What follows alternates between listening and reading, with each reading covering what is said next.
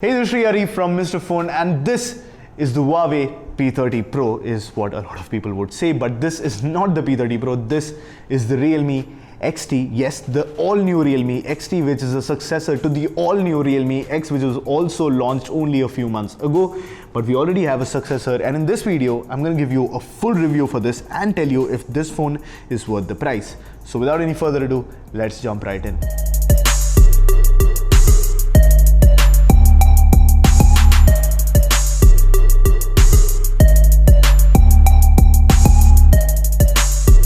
Of course, before doing that, if you haven't subscribed to the channel, please do that and also hit the bell icon right next to it so that you guys get notified when we put out an awesome new video.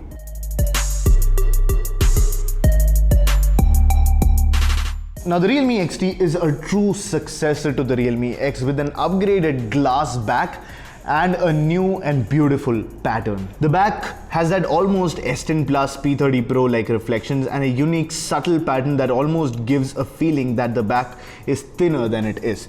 Now, that's not completely an illusion because the phone is definitely not as wide as the Realme X and looks more like other Realme phones with the slightly taller and less wide frame. Now, one thing I absolutely love apart from the use of glass is that the frame, although plastic, has a frosted aluminum look, which I prefer much more than the glossy chrome finish on the Realme X. Another major change in design compared to the Realme X is the lack of a pop-up camera because the XT decided to go with a humble water drop notch instead. The camera bump though is significantly bigger than the one on the Realme X, which is understandable because of the 64 megapixel camera, but it does make the phone wobble on a table. The buttons, although plastic, are nice and clicky. The bottom hosts a loud single speaker and the headphone jack is pretty standard. It's not better or worse than the competition. The headphone jack though is backed by Dolby Audio, so you will get some of that sound quality. Now, while the centered camera on the Realme X did look slightly more premium and minimal, I do prefer the ergonomics on this, which makes the design of the Realme XT really stand out to me.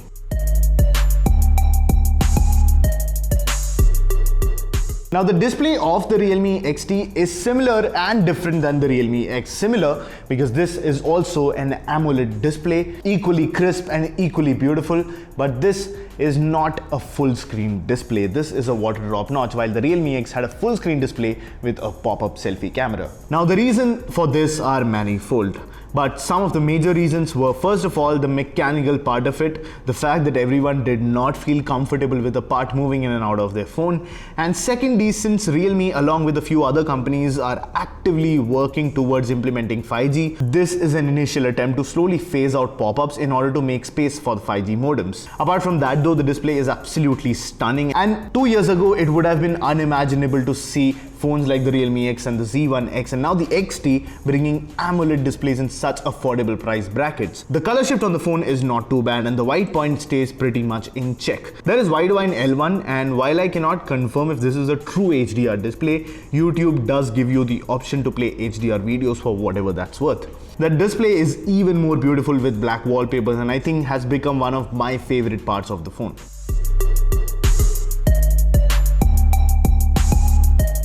Moving to performance, the Realme XT uses the same processor as the Realme 5 Pro, which puts it in a tough spot.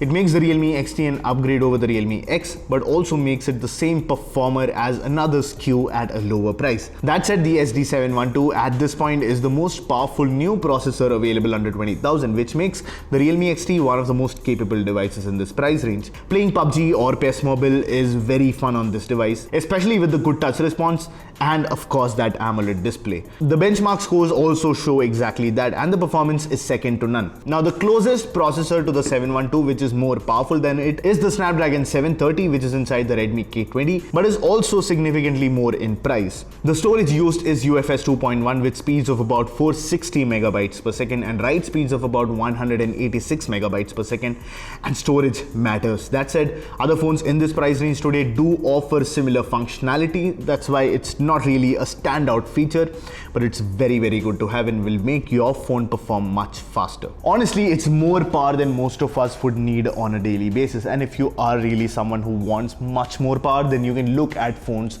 over 20,000 rupees.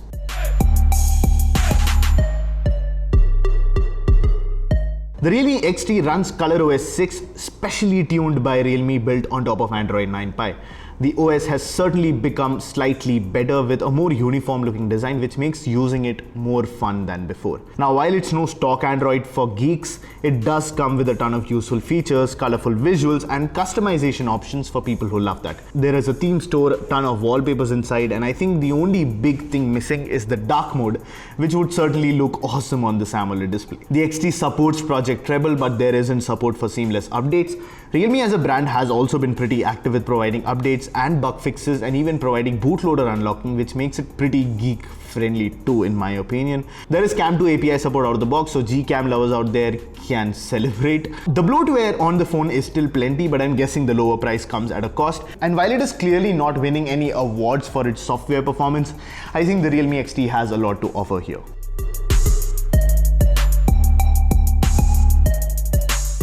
Moving to the camera, the Realme XT is the world's first smartphone with a 64 megapixel camera.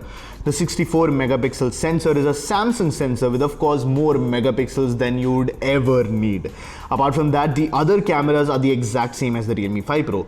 So you have an 8 megapixel ultra wide lens, a 2 megapixel depth sensor, and a 2 megapixel macro lens. The 64 megapixel camera though is significantly more resolution than the Realme X. The pictures that come out are too. The pictures are oozing with natural details, especially human subjects. The skin textures are beautifully captured, the wide shots too look very crisp, and there is of course that characteristic saturation in most pictures, but that's just how Realme chooses to do that. You can of course tune it down in post in photo editing apps if you want. For videos, the XT takes 4K at 30 FPS max and has stabilization up to 1080 at 60 FPS. The front camera also has electronic image stabilization, which makes the video stand out among others in this price range. The night shots also look equally impressive. Now, Realme's nightscape mode has been done very well in previous phones as well, and with the newer 64 megapixel sensor, the pictures look even better. The front camera also takes some stunning pictures. Compared to the Realme 5 Pro, there is still some optimization needed on the front camera. There's some over sharpening that the Realme 5 Pro doesn't do, which is why the Realme 5 Pro, at least at this point, takes slightly better selfies. But I think that's because this is of course a pre-production unit, so this is pre-launch. I'm guessing all after-sales unit will have an improved front camera. That's it, we'll find that out very soon.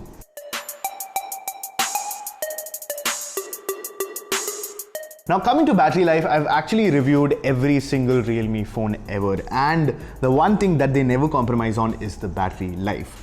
With the Realme XT also you get a sizable amount, which might be an upgrade for a lot of people over the Realme X of course, but you also get the 20 watt VOOC 3.0. Now that battery size inside with the AMOLED display up front, and I actually use a lot of dark wallpapers, I got immensely good battery life. So I averaged around 7 to 7.5 hours of screen on time, which is very nice for a phone that is not very thick.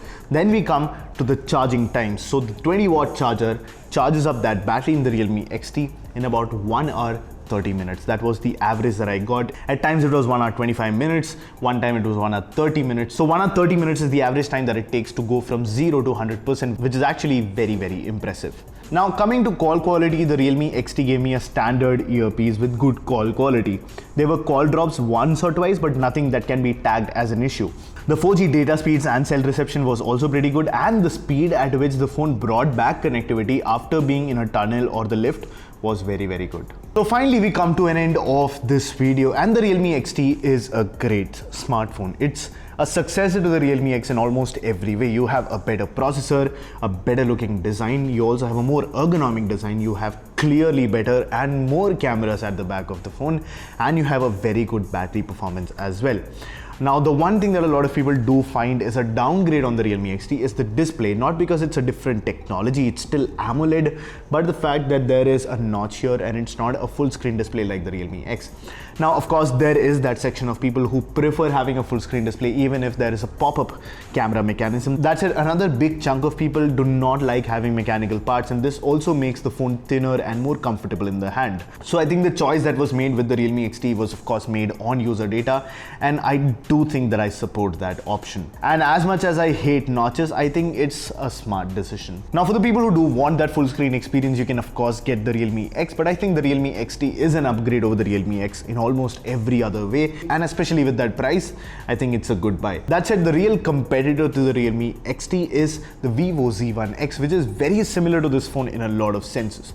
It's an AMOLED display with a similar dew drop or water drop notch. That said, the battery life that I got was pretty similar. Again, the wattage in charges is also very similar. The Vivo Z1 X comes in at 22.5 watt charging, whereas the Realme XT comes with 20 watt charger. You get the same Snapdragon 712 chipset inside.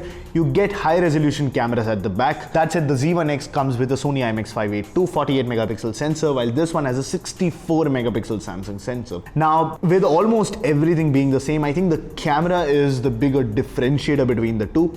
The Realme X seems to have slightly better cameras in the camera comparison that you can also see on the channel. The Realme XT did come out to be a better camera. Now, most of the rounds where the Realme XT won was because the details that the 64 megapixel camera produces is phenomenal. That said, I think Vivo does need to work slightly on the camera algorithm, because even the Realme 5 Pro, which has almost the same sensor as the Vivo Z1 X, did produce slightly crispier shots, which is also why I think the Realme XT is a slightly better package for people who like cameras and want to take a lot of pictures with their phones. And with that, we come to an end of this video. Let me know what you thought of this review in the comment section below. Let me know if you like the Realme XT in the comment section below. If there's any feedback that you want to give me, let me know that in the comment section as well. But with that, I leave you to it. Thank you so much for watching. This is Sreehari from Mr. Phone, and I'll catch you in the next one.